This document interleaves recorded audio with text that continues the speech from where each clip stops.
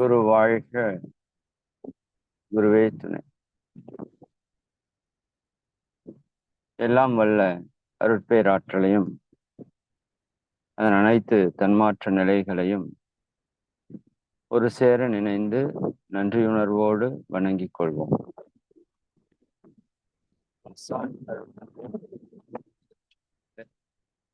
நம்மோடு சுக்குமமாக நிறைந்திருந்து இன்றைய தெய்வீக நிகழ்வுகள் அனைத்தையும் மிக சிறப்பாக நிகழ்த்தி கொடுப்பாராக.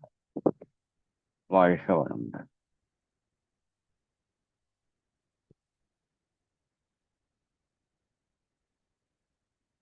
நண்பர்களே, ஒரே நிமிடம்.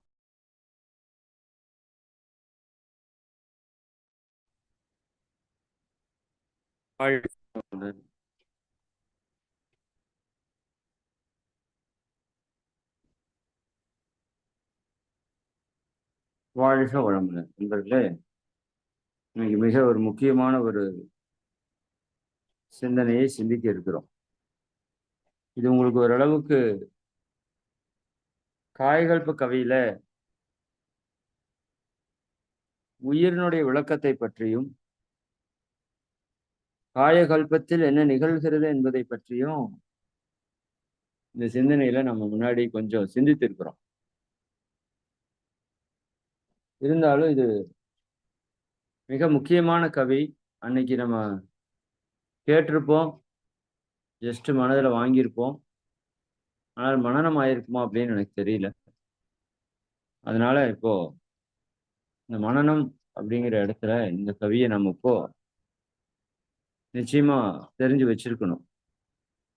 ஏன்னா உயிரை பற்றிய அறிவு அப்படிங்கிறது ரொம்ப ரொம்ப முக்கியம் மனித வாழ்க்கையில.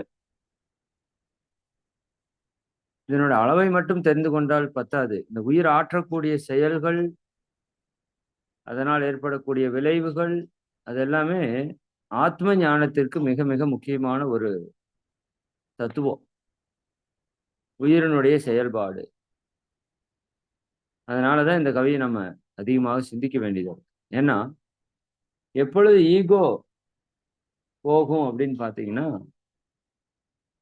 எப்போ இந்த இயற்கையுடைய பிரம்மாண்டத்தை நாம உணர்றோமோ, இறைவனுடைய ஆற்றலை எப்ப நம்ம உணர்றோமோ, அப்போ நம்மகிட்ட இருக்கிற ஈகோ, ஆணவம் அப்படிங்கிறது அழியறக்க ஆரம்பிக்கும். குறிப்பாக இந்த விஞ்ஞானிகள்ல ஒரு சிலர் ஈகோவோடு இருப்பாங்க, ஒரு சிலர் ஈகோ அற்று இருப்பாங்க. இந்த ஈகோ அற்று இருக்கிறவங்க எல்லாருமே அந்த இயற்கையுடைய ஆற்றலை, இயற்கையுடைய சக்தியை, பிரம்மாண்டத்தை உணர்ந்தவங்கன்னு சொல்லலாம். இப்ப நாமளும் அந்த இயற்கையுடைய ஆற்றலை, சக்தி எப்படி உணர்றதுன்னா, இந்த உயிரை பற்றிய அறிவை நம்ம வளர்த்து கொள்ளும் போது நிச்சயமா நாமளும் அந்த நிலையை உணர முடியும். சரிங்களா? நமக்கும் அந்த நிலை உணர்த்தப்படும். அப்ப அந்த உயிரோட அளவு என்ன அப்படின்னு சொல்லும்போது, திருமூலர் ஒரு கவி மூலமாக நமக்கு அந்த உயிரினுடைய அளவை பற்றி ஒரு விளக்கத்தை நமக்கு சொல்றார். திருமூலர் ஒரு மிகச்சிறந்த ஒரு ஞானி, சித்தர், ஒரு ஆராய்ச்சியாளர் என்று சொல்லலாம். பல்வேறு விதமான சாமியங்களை யோகத்திற்கு வழங்கியவர்கள் திருமூலர். அப்ப அவரு இந்த நுட்பத்தை நமக்கு புரிய வைப்பதற்காக ஒரு உதாரணத்தை இந்த மேற்கோள் காட்டுகிறார் இந்த கவியில். ஜீவனுடைய அளவு என்ன? ஜீவன் என்றால் உயிர். ஜீவனுடைய அளவு என்ன என்பதை அவர் உணர்த்துறதுக்கு நமக்கு ஒரு முயற்சி எடுக்கிறார். மேவிய ஜீவன் வடிவது சொல்லிடில். நம்ம உடலிலே மேவி இருக்கின்ற அந்த உயிரினுடைய வடிவத்தை, அளவை சொல்லணும்னா, கோவின் மயிரொன்று. கோ என்றால் மாடு, பசு மாட்டுக்கு கோ என்ற ஒரு பெயர். கோ என்றால் இறைவன் என்று ஒரு பெயரும் உண்டு. அதனால கோவில் என்று, வில் என்றால் வசிக்கக்கூடிய இடம், இறைவன் வசிக்கக்கூடிய இடம் என்பதால் அது கோவில் என்று நம்ம சொல்றோம். கோமாதா என்று சொல்லுவாங்க இல்லையா பசுவை. இப்போ கோவின் மயிர் ஒன்று. மயிர் என்பது தூய தமிழ் சொல். நாம் அதை கெட்ட வார்த்தைக்கு பயன்படுத்தி அதை கெட்ட வார்த்தையாவே பயன்படுத்தி வழக்கில் கொண்டு வந்துட்டோம். ஆனால் மயிர் என்பது முடி என்பது போல அது ஒரு தூய தமிழ் சொல் தான். சரிதானுங்களா? ஓகே. அப்ப கோவின் மயிர் ஒன்று. இந்த பசுமாட்டினுடைய முடி என்பது மிக மிக மெல்லியதாக இருக்கக்கூடிய ஒரு தன்மை கொண்டது. வால்ல எடுக்கக்கூடாது, தோல்ல எடுக்கணும். சரிங்களா? அது கையில பட்டா கூட நிறைய இருந்தா கூட தெரியாது. அந்த அளவுக்கு மெல்லிதாக அந்த முடி இருக்கும். இப்போ கோவின் மயிர் ஒன்று. அதுல ஒரு மயிரை எடுத்துக்கொண்டு அதை 100உடன் கூறிட்டு அந்த ஒரு முடி எடுத்து ஒரு 100 வெட்டாக அதை வெட்ட வேண்டும். 100 வெட்டா வெட்டணும். சரிங்களா? மேவிய கூர் அது. அப்படி அந்த 100 வெட்டு வெட்டினப்போ ஒரு கூர் வரும்ல. அந்த மேவிய கூர் அது 1000 ஆயினால் 1000 ஆயினால் அந்த ஒரு கூறு மறுபடியும் அது 1000மா அதை நீங்க மாத்துனீங்க அப்படின்னா ஆவியின் கூறு மேவிய கூறது 1000 ஆயினால் ஆவியின் கூறு உங்க ஆவி என்று சொல்லக்கூடிய உயிருக்கு இன்னொரு பேர் ஆவி. சரிங்களா? ஆவியின் கூறு 100,001ஆமே. 100,001 அப்படின்னு சில இடங்கள்ல முடியும். கவியில சில இடங்கள்ல கொஞ்சம் வார்த்தைகளை மாத்தி பயன்படுத்தியிருப்பாங்க. மேவிய கூறது 1000 ஆனால் இங்க இருக்குது. 1000 ஆயினால்னு ஒரு சிலதுல இருக்கும். ஏன்னா கருத்து ஒன்றுதான். ஆவியின் கூறு 100,001ஆமே. 100,001 அப்படின்னா என்ன? அந்த மாட்டினுடைய தோலிலிருந்து ஒரு முடி எடுத்து 100 கூறாக வெட்டி அதிலே ஒரு கூரை எடுத்து 1000 கூறாக வெட்டினால் 100 × 1000 1,00,000. ஆவியின் கூறு 100,001ஆமே. அப்போ உன்னுடைய உயிரினுடைய அளவு அந்த 100,000 சொல்லக்கூடிய 1,00,000ல் 1 அப்படின்னா அது எவ்வளவு எவ்வளவு நுண்ணியதா இருக்குன்னு நீங்க புரிஞ்சுக்கிறதுக்காக. ஒரு மாட்டினுடைய ரோமத்துக்குள்ள 1,00,000 உயிரை வைக்கலாம். அப்போ உயிரோட அளவு எவ்வளவு? அதுக்கு ஒரு அளவு இருக்குது. பட் அது நம்ம கண்ணுக்கும் கற்பனைக்கும் மிக மிக நுண்ணியதாக இருக்கு. கண்ணுக்கு எட்டாதது. கற்பனை செய்து பார்க்கிறதுக்கு முயற்சி பண்ணலாம். அவ்வளவு நுண்ணியது. அப்ப இது என்னுடைய உயிரினுடைய அளவு. அப்ப இந்த உயிர் தான் என் உடலுக்குள்ளே அத்தனை செயல்களையும் செய்து கொண்டிருக்கிறது. இதுதான் இருக்கிற மிகப்பெரிய சிறப்பு. அதைத்தான் காயகல்ப பயிற்சியில நம்ம உயிரினுடைய சிறப்பு, உயிரினுடைய இயக்கம், அதிலிருந்து வரக்கூடிய ஆற்றல், காந்த ஆற்றல், அதனுடைய செயல்பாடு, இயக்கம் எல்லாமே பார்க்கிறோம். அந்த உயிர் போயிடுச்சுன்னா எல்லாமே போச்சு இல்லையா? உடல் இயக்கம் நின்னு போயிரும். மன இயக்கம், புலனின் இயக்கம்.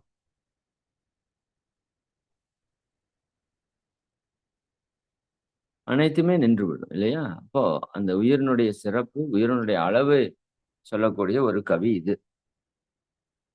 அதற்கு அடுத்த கவி முழு காயகல்பத்துக்கான ஒரு கவி.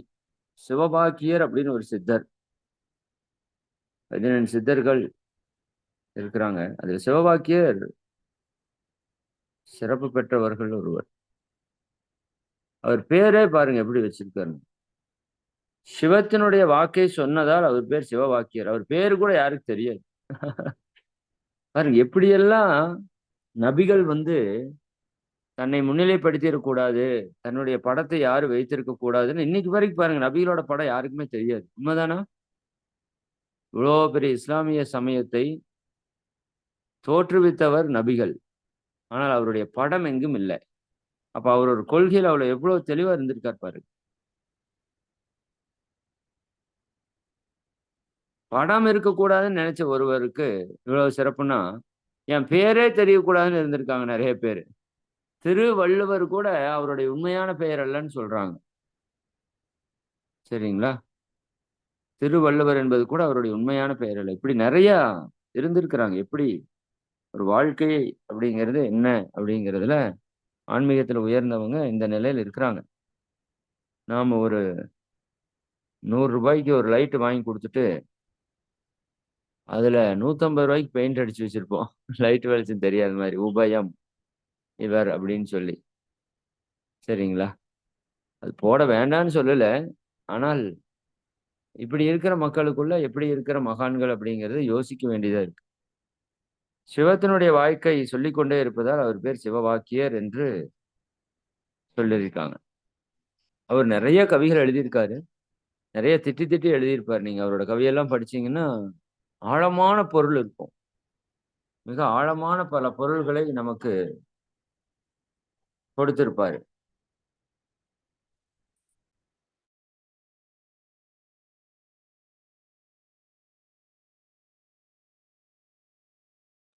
இப்ப பல ஆழமான பொருள்களை கொண்ட கவி. நீங்க நிச்சயமா ஓய்வா இருக்கிறப்ப சிவவாக்கியருடைய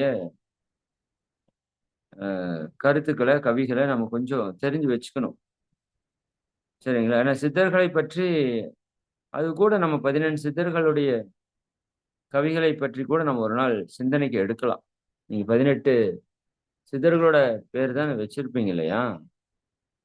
இப்ப அந்த 18 சித்தர்களை கூட நீங்க என்ன பண்ணலாம்? எடுத்து ஒவ்வொருத்தவங்களும் ஒவ்வொரு கவி விளக்கம் அவங்க என்ன சொல்ல வர்றாங்க அப்படிங்கிறத நம்ம சொல்லலாம். ஒரு 500 பாடல் தான் அவரோட பாடலே கிடைச்சிருக்குன்னு நெனைக்கிறேன். ஏன்னா நெறையா நம்ம இழந்துட்டோம் சித்தர்களுடைய ஆனா நீங்க எல்லாமே அவரோட கவிகளெல்லாம் நீங்க பார்த்திருக்கலாம். "கோயிலாவதேதடா குளங்களாவதேதடா கோயிலும் குளங்களும் கும்பிடும் குலாமரே கோயிலும் மனத்துளே குளங்களும் மனத்துளே ஆவதும் அழிவதும் இல்லை இல்லை இல்லையே." இப்படி நெறைய அவரோட ஃபேமஸான கவிகள் நெறைய நீங்க பார்த்திருக்கலாம். நெறைய கொஞ்சம் சாடி சாடி எழுதுவாரு. "பூசை பூசை பூசை என்று நீர் பூசை செய்யும் பேதைகாள் பூசையுண்ண தன்னிலே பூசை கொண்டதெவ்விடம் ஆதி பூசை கொண்டதோ வனாதி பூசை கொண்டதோ ஏது பூசை கொண்டதோ விண்ணதென்றையும் புமே" என்று நெறைய ஃபேமஸான விஷயங்கள் எல்லாம் அவரோட பாடல்கள்ல நம்ம பார்க்க முடியும். சரிங்களா? இப்ப அவரு அ ஒரு கவி காயகல்பத்த பத்தி குடுக்குறாரு. அதைத்தான் நம்ம இன்னைக்கு "ஓடி ஓடி உட்கலந்த" அந்த பாடல், இன்னும் நெறைய கவி அவரோடது இருக்கு. நீங்க ஃப்ரீயா இருக்கிறப்போ, அந்த சித்தர்களை கொஞ்சம் படிக்கிறதுக்கு முயற்சி பண்ணுங்க. நம்ம அது கூட உங்களுக்கான அந்த 1 மாத நூல் படிக்கிறதுல கூட, ஒரு சித்தர்களை பற்றி கூட 18 சித்தர்களை பற்றி கூட நாம கொஞ்சம் சிந்தனைக்கு எடுக்கலாம். 18 சித்தர்களை பற்றி ஒரு புத்தகம் ஏதாவது நம்ம சிந்தனைக்கு எடுக்கணும். நம்ம ஏதோ ஒரு சூழல் வந்தா தானே அதை படிப்போம். சரி, இப்ப இந்த கவியோட விளக்கம் என்னன்னா, காயகல்பத்திற்கான கவி. இது காயகல்ப புக்லயே மகரிஷி அவங்க போட்டிருப்பாங்க. மகரிஷி அவர்கள் ஒரு சித்த மருத்துவர். ஆக்சுவலா அவர் சித்தர். சித்த மருத்துவம் முறையாக கற்றுக்கொண்டவர். அப்ப அவரு இந்த உயிரினுடைய சிறப்பை சொல்றதுக்கு அகத்தியர, திருமூலர, ஔவையார, தாயுமானவரெல்லாம் உடன் இணைத்திருப்பார்.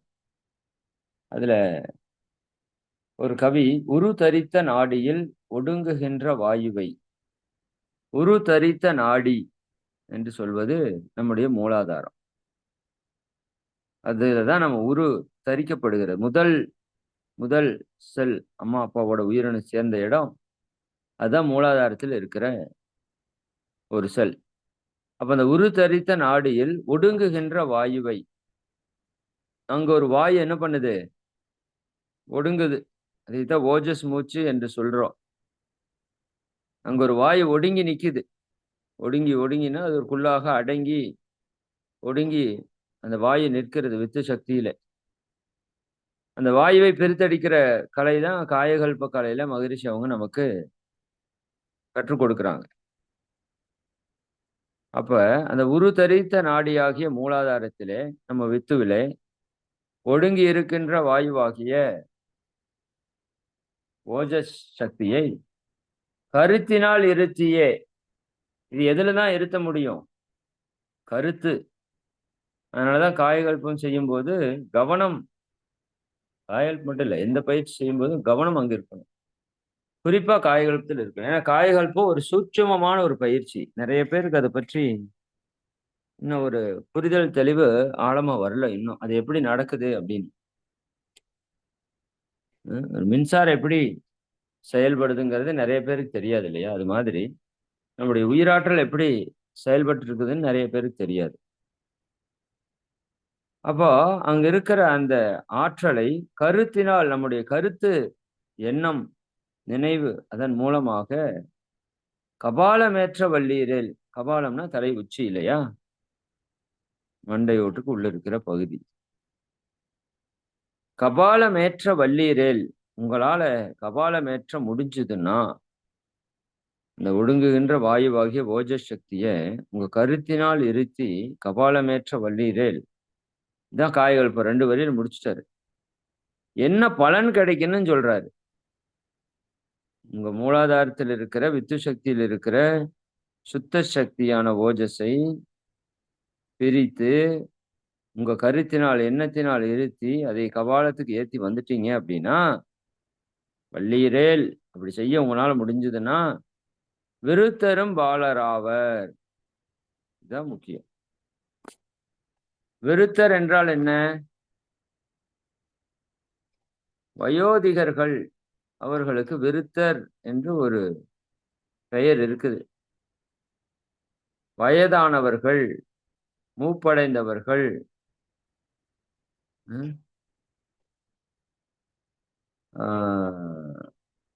முதுமையை தழுவியவர்கள். இப்ப நம்ம எல்லாருக்குமே முதுமை அடையக்கூடாது அப்படிங்கிற ஒரு மனோநிலை இருக்கு இல்லையா? எல்லாருக்குமே எப்பவுமே இளமையா இருக்கணும் அப்படிங்கிறத நம்ம நினைக்கிறோம். அப்போ இளமை ஆக இருக்கணும் அப்படின்னா இவர் என்ன சொல்றாருன்னா, விருத்தரும் பாலராவர். விருத்தர்னா இந்த வயதுல 50 வயதை கடந்தவர்களை விருத்தர் அப்படின்னு சொல்லுவாங்க. எண்ணிக்கைக்கு முதியவள், முதியவர், அதிக வயதானவர், கிழவன் கிழவின்னு சொல்றோம்ல, டைரக்டா சொல்லணும்னா அப்படித்தான். விருத்தரும் பாலராவர்னா கிழவன் கிழவி கூட இளைஞராக. பாலர்னா என்ன? பாலர்னா இளைஞர் கூட கிடையாது, அதுக்கும் முன்னாடி ஸ்டேஜ். அவ்வளவு இளமையாக நம்மால மாற முடியும். எப்போ? இந்த ஆற்றலை கபாலத்துக்கு ஏத்துனா. ஏன்னா கபாலத்துலதான் நம்ம உடலினுடைய இயக்கத்துக்கான ஸ்ட்ரக்சர் இருக்கு இல்லையா? மூளை, அதுல இருக்கிற செயல்பாடுகள். அப்போ விருத்தரும் பாலராவர் மேனியும் சிவந்திடும். இந்த மேனி என்ன இருக்க ஆரம்பிச்சிருமாமா? சிவப்பாக, பொன்னிறமாக அது ஜொலிப்பதற்கு ஆரம்பிக்கும். இது மகரிஷி அவங்களே இதுக்கு சான்று. ஏன்னா மகரிஷி அவங்களுடைய உடல் அவ்வளவு ஸ்ட்ராங்கா இருந்ததாக நம்ம வர்மா நிபுணர் சண்முகம் ஐயா ஒரு பேட்டியில சொன்னதை நான் கேள்விப்பட்டேன். மகரிஷிக்கு ஏதோ ஒரு வர்மா கொடுக்கலான்னு, அதனுடைய வர்மாவுடைய சிறப்பை சொல்றதுக்காக அவருடைய உடல்ல அந்த வர்மா கொடுக்கும்போது ஒரு 70-80 வயதுல ஏதோ கொடுத்திருப்பாங்க போல. அந்த உடல் இரும்பு போல மாறி இருந்தது அப்படின்னு சொல்லி அவர் சொன்னார். சரிங்களா? அப்போ அது இது நிதர்சனமா மகிழ்ச்சி அவங்க நமக்கு வாழ்ந்து காட்டியிருக்கிறாங்க. அதே போல மேனியும் சிவந்திடும். மகரிஷி அவங்களோட பழைய கால போட்டோ பார்த்தீங்கன்னா, அவர் ரொம்ப சிவப்பா இருக்க மாட்டார். நீங்க பழைய கால எனது வாழ்க்கை விளக்கத்துல எல்லாம் பாருங்க அவரோட போட்டோ எப்படி இருக்கு. கருப்பா ஒரு மாதிரி இருப்பார். கண்ணாடி போட்டு இருக்கிறதே அப்படிதான் இருக்கும். ஆனா அவர் இந்த காலம் செல்ல செல்ல அவருடைய தோலின் நிறம், அவருடைய அந்த தேஜஸ் எல்லாமே ரொம்ப அதிக லெவல்ல இருந்ததை பார்க்க முடியுது நம்மால. அப்ப மேனியும் சிவந்திடும். இது அருள் தரித்த நாதராகிய இறைவன் பாதம் ஐயன் பாதம் உண்மையே. நான் சொல்றது அவர் எப்பவுமே அதான் சொல்வார். ஒவ்வொரு தடவையும் இந்த இன்னொரு கவி கூட காயகல்பத்தில் இருக்கு. அதுவும் முடிஞ்சா நீங்க மனப்பாடம் பண்ணி வச்சுக்கோங்க. மூலமாங்குளத்திலே முளைத்தெழுந்த கோரையை காலமே எழுந்திருந்து நாலுகட்டு அறுப்பீரேல் பாலராகி வாழலாம் பரபிரம்மமாகலாம். இதே செவ்வாய்க்கியருடைய கவிதை அது. மூலமாங்குளத்திலே இதே கான்செப்ட் இதேதான். மூலமாகிய அந்த மூலாதாரம் என்ற குளத்திலே முளைத்தெழுந்த கோரையை, அங்க என்ன முளைத்தெழுகிறது? உயிராற்றல் திணிவு பெற்று அதுல இருந்து ஓஜஸ் என்ற சுத்த சக்தி வெளிப்படுது. முளைத்தெழுந்த கோரையை காலமே எழுந்திருந்து, நேரத்துல அதிகாலையில நம்ம எழுந்து 4 கட்டு அறுப்பீரேல். இந்த சக்திய கீரைய அறுவடை செய்யறாங்களோ அது போல அந்த ஆற்றலை 4 கட்டு நீங்க அறுத்துட்டீங்க அப்படின்னா, ஆற்றலை பெற்று உங்க உடல்ல மாற்றிக்கொண்டீங்க அப்படின்னா பாலராகி வாழலாம்.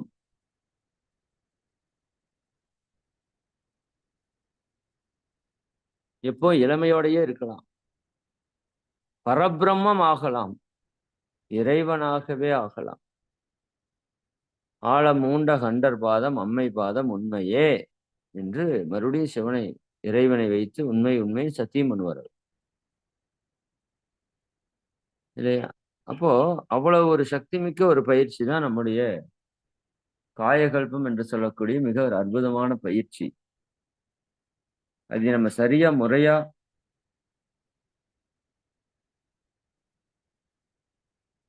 கற்றிருக்கிறோம். இப்ப சித்தர்களோட போட்டோ எல்லாமே பாருங்களேன், வயதான சித்தர் போட்டோ எதுவுமே இருக்காது. ஆனா அவருடைய வயசு 4000 வருஷம், 5000 வருஷம், 2000 வருஷம், 1000 வருஷம், 3000 வருஷம் அப்படின்னு சொல்லுவாங்க. பட் அவருடைய தோற்றம் அப்படி இருக்காது. ஆக்சுவலா இது ஏதோ சும்மா வரைஞ்சதுன்னு எடுத்துக்க வேண்டாம். எந்த சித்தரோடதுமே தோற்றம் இளமையாக தான் இருக்கும் மேக்சிமம். அப்போ அது அவருடைய அவ்வளவு ஆண்டுகள் வாழ்ந்தாலும் அவங்களுடைய தோற்றம் எப்படி இயற்கையோட உச்சகட்ட நிலையான அந்த மரணத்திற்கு ஆப்போசிட்டா அவங்களுடைய செயல்பாடுகளை கொண்டு சென்றிருப்பாங்க. பண்ண முடியும். மனிதனால் முடியாது எதுவும் இல்லைங்கிறதுக்கு ஜீவசமாதி எல்லாம் ஒரு மிகப்பெரிய சான்றுகள். சரி. அப்ப இந்த கவி ரொம்ப எளிமையான கவி.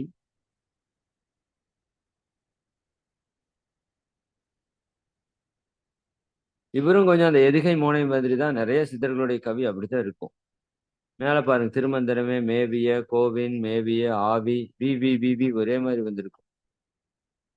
இதுல உருத்தரித்த கருத்தினால் விருத்தரும் அருள் தரித்த, இதெல்லாம் இயற்கையுடைய ஆற்றல் இல்லாம இறைவனுடைய ஆசி இல்லாம இப்படி அமைக்க முடியாது. நாம வேணா எழுதி பார்த்தோம்னாலும் அப்படியெல்லாம் அமைக்கிறது ரொம்ப கஷ்டம். மகிழ்ச்சியோட 2000 கவிகளும் அதே மாதிரி எழுதியிருப்பார். 8 வரிகள்ல அந்த தொடக்க வரிகள் எல்லாம் ஒரே மாதிரி அமைச்சிருப்பாங்க. இதெல்லாம் பெரிய ஆச்சரியம் தான்.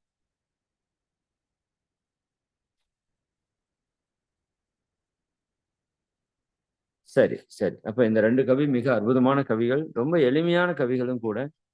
அடிக்கடி சொல்லிட்டே இருந்தோம் அப்படின்னா, ஆட்டோமேட்டிக்கா நம்ம மனதுல பதியும். இது ஏன் சொல்லணும்னா, மேல இருக்கிற கவி நமக்கு ஒரு ஒரு நுட்பமான தகவலை கொடுத்தாலும், கீழ இருக்கிற கவி நம்ம காயகல்ப பயிற்சி செய்யறதுக்கான தூண்டக்கூடிய ஒரு கவி. நிறைய பேர் நம்ம கற்றிருக்கிறோமே தவிர, பயிற்சி தொடர்ந்து செய்யறதில்ல. பயிற்சி செஞ்சுட்டோம்னா எல்லா பிரச்சனையும் தீர்ந்து போயிரும். சரிங்களா? பயிற்சி செய்யறதுக்கு இது போன்ற கவிகளை, குறிப்பாக சித்தர்களுடைய கவிகள் எல்லாம் நம்ம எடுத்து அடிக்கடி படிக்கணும். அவங்க நேரடியா இறைவனை உணர்றதுக்கான நுட்பத்தை நேரடியா சொல்லி வச்சிருப்பாங்க. மறைமுகமா சொல்லி வச்சிருப்பாங்க. அதை புரிஞ்சு சிந்திச்சு படிக்கும்போது நாம இன்னும் அதுக்குள்ள ஆழமா பயணிக்கிறதுக்கு வாய்ப்பு இருக்கு. சரிங்களா? சரி, மிக்க மகிழ்ச்சி. இது காயகல்ப பயிற்சி முழுக்கவே விளக்கம் பேசலாம். உங்களுக்கு ஒரே விஷயத்த பேசி போர் அடிக்க வேண்டாம். ஏன்னா ஆல்ரெடி நீங்க எல்லாருமே காயகல்பம் எடுத்திருக்கிறீங்க. ஏன்னா இல்லாட்டி இந்த கவியோட விளக்கம் தான் காயகல்பம், வேற ஒண்ணுமே இல்லை. அவர் சொல்லிட்டார் 2 வரியில, "உருத்தரித்த நாடியில் ஒடுங்குகின்ற வாயுவை கருத்தினால் இருத்திய கபாலமற்ற வழியில" முடிச்சுட்டாரு. ஆனா அது எப்படிங்கிறது தான் காயகல்பத்துல மகரிஷி 40 வருஷம் ஆராய்ச்சி பண்ணி அது பயிற்சியா கொண்டு வந்து நமக்கு கொடுத்துருக்குறாங்க. அதனுடைய பெருமை மதிப்பை நம்ம உணரணும்னா அதை பற்றிய சிந்தனைகளை ஆழமாக நம்ம உள்வாங்கிக்கணும். அறிவிலே தெளிவு பெற வேண்டும் அப்படிங்கிறது தான் முக்கியம். சரி. மிக்க மகிழ்ச்சி, மிக்க மகிழ்ச்சி. போதும். இந்த அன்னைக்கு இதோட நம்ம நிறைவு செய்வோம். உங்க எல்லாரையும் வாழ்த்தி நிறைவு செய்வோம். அருட்பேராற்றல் கருணையினால் நீங்களும் உங்கள் அன்பு குடும்ப உறுப்பினர்கள் அனைவரும் உடல் நலம், நீளாயுள், நிறை செல்வம், உயர்ப்புகழ், மெஞ்ஞானம் ஓங்கி, இறை உணர்வு, அறநெறி, கல்வி, தனம், தானியம், இளமை, வலிவு, துணிவு, நன்மக்கட்பேறு. அறிவுயர்ந்தோர் நட்பு, அன்புடைமை, அகத்தவம், அழகு, புகழ், மனித மதிப்புணர்ந்து ஒழுகும் பண்பு, பொறையுடைமை எனும் பேறு 16ம் பெற்று பெருவாழ்வு வாழ்க. வாழ்க வளமுடன், வாழ்க வளமுடன், வாழ்க வளமுடன். அன்பர்களுக்கு ஒரு நன்றி அறிவிப்பு மட்டும். நேற்று விழா ரொம்ப ரொம்ப ரொம்ப ரொம்ப ரொம்ப ரொம்ப சிறப்பா நடந்தது. உங்க எல்லாருடைய ஒத்துழைப்பு, எல்லாருடைய வாழ்த்துக்கள், எல்லாருடைய ஆசிகள் எல்லாத்தினாலையும் மிக மிக மிக மிக சிறப்பாக அந்த நிகழ்வு நடந்தது. அதனால அந்த நிகழ்விற்காக அருள் தொண்டு ஆற்றிய, வாழ்த்திய அனைத்து நல்லுள்ளங்களுக்கும் எப்பொழுதும் இறை சாதனை மார்க்கம் நன்றி கடன் பட்டிருக்கும். உங்க எல்லாருக்கும் மீண்டும் ஒரு முறை வாழ்த்துக்கள் கூறி இந்த அமர்வை நிறைவு செய்கிறோம். அனைவருக்கும் நன்றி, நன்றி, நன்றி. வாழ்க வளமுடன். ரொம்ப நிறைவு பண்ணிக்கலாமா? நன்றிங்கய்யா, மிகவும் நன்றிங்கய்யா. மிகவும் ஆழமான சிறப்பான சிந்தனை இன்னைக்கு கொடுத்துருக்கீங்க ஐயா. ஆக்சுவலி இந்த 2 கவியும் நம்ம பார்த்தோம்னா, நம்முடைய உயிராற்றலுடைய சிறப்பை பத்தியும், அந்த உயிராற்றல் நமக்குள்ள எப்ப நம்ம அந்த உயிராற்றலை உணர்றோமோ, அப்பொழுதே நம்மளுடைய தன்முனைப்புங்கிற அந்த ஈகோ நம்மளை விட்டு ஒழிந்து போகுதுன்றத அந்த திருமூலரோட மந்திரத்துல தான் நம்ம எல்லாருமே உணர்ந்துக்கிட்டோம் அந்த கவியில. ஒரு மாட்டோட ஒரு மயிரிழைய வைத்து மிக சிறப்பா நம்ம உயிராற்றல் எந்த அளவுக்கு இருக்கு. ஒரு மனிதனுக்கு 6000 கோடி செல்களானது நம்ம உயிர். அந்த உயிர என்ன அழகா அவரு விளக்கி குடுத்திருக்கிறாரு. அந்த உயிராற்றலின் துணையோட நம்ம எப்படி இறைநிலையை அடையணுங்கிறத அடுத்த கவியில மிக சிறப்பா சொல்லியிருக்கிறாங்க. இன்னொன்னு பார்த்தீங்கன்னா, இந்த கை செய்யறது அந்த கைக்கு தெரியக்கூடாதுன்னுவாங்க. நம்ம கடமையை செய் பலனை எதிர்பாராதேன்றது சொல்றது போல, நம்ம பாட்டு நம்ம கடமையை செஞ்சுக்கிட்டே வருவோம். அதுக்கான பலன் இயற்கை நமக்கு ஒரு காலகட்டத்துல நிச்சயமா குடுக்கும். எதையுமே எதிர்பார்க்காம செஞ்சோம்னா வாழ்க்கை ரொம்ப சிறப்பா இருக்கும். நிம்மதியா மகிழ்வோட வாழலாம். அப்படிங்கிறத மிக சிறப்பா ஐயா எடுத்துரைத்திருந்தாரு. இந்த 2வது கவியில நம்ம ஐயா சொன்ன போல காயகல்பத்த இன்ன வரையுமே நம்ம உணராம இருந்தா, இந்த கவி மூலம் நம்ம நல்லா உணர்ந்திருக்கிறோன்றத ஐயா மூலியமா நம்ம இன்னும் நல்லா தெரிஞ்சுக்கிட்டோம் இந்த கவினால விளக்கத்த. மூலாதாரத்திலிருந்து நம்முடைய துரியத்துக்கு அத கொண்டு போகும்பொழுது, நம்ம ரொம்ப இளமையாவும், பலகர்களாகவும், உடல் வலிமை பெற்று, நம்முடைய மேனி நிறம் மாறி, தேகம் செழித்து, அதோட கலந்து இறைநிலையை அடையலாங்கிறத மிக சிறப்பா இந்த 2 கவியில எடுத்து உரைத்தீங்கய்யா. மிக்க நன்றிங்கய்யா. மிகவும் சிறப்பாக உரை கொடுத்த இறையாசிரியர் இறைமதன் குமார் ஐயா அவர்களை நன்றி உணர்வோடு துரிய நிலையில் நின்று வாழ்த்துவோம். அனைவரும் துரிய நிலையில் அமர்ந்து கொள்வோம். இறையாசிரியர் இறைமதன் குமார் ஐயா அவர்கள் வாழ்க வளமுடன். இறையாசிரியர் இறைமதன் குமார் ஐயா அவர்கள் வாழ்க வளமுடன். ஐயா அவர்களும் அவரது அன்பு குடும்ப உறுப்பினர்கள் அனைவரும் அருட்பேராற்றல் கருணையினால் உடல் நலம், நீள் ஆயுள், நிறை செல்வம், உயர் புகழ், மெய்ஞானம் ஓங்கி வாழ்க வளமுடன், வாழ்க வளமுடன், வாழ்க வளமுடன் ஐயா. சில முக்கிய அறிவிப்புகள். இன்று மாலை 5:15 மணிக்கு ஞானகானம், காயகல்ப கவி, காயகல்ப பயிற்சி, ஆழ்நிலை தியானம். அதனைத் தொடர்ந்து சிறப்பு சிந்தனை உரை நடைபெற உள்ளது. அன்பர்கள் அனைவரும் கலந்து கொண்டு ஆன்ம தூய்மை பெறுவோம். இரவு 8:30 மணிக்கு இறைமதன் குமார் ஐயா அவர்களின் தற்சோதனை வகுப்பு நடைபெறும். நாளை அதிகாலை 4:15 மணி முதல் 7 மணி வரை நடைபெறும் அனைத்து நிகழ்வுகளிலும் அனைவரும் பங்கேற்று ஆன்ம தூய்மை பெறுவோம். அடுத்த நிகழ்வாக உலக நல வாழ்த்து பாடும் அன்பர்கள் ஹேண்ட் ரைஸ் செய்யலாம்.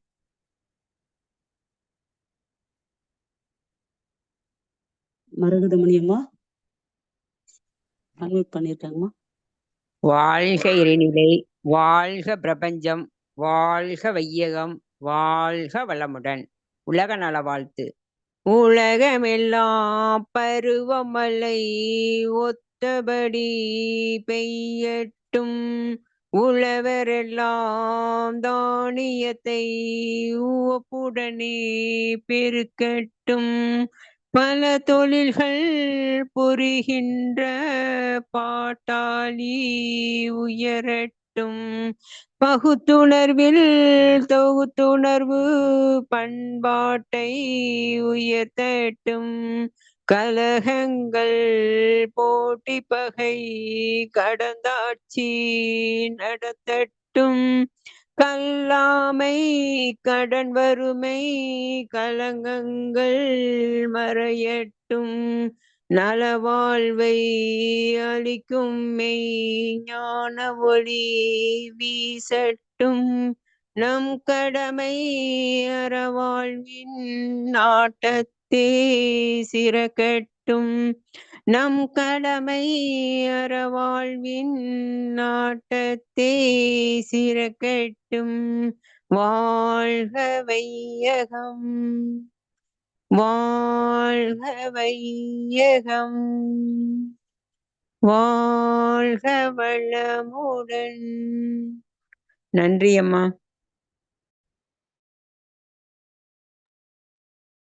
நன்றிங்க அம்மா.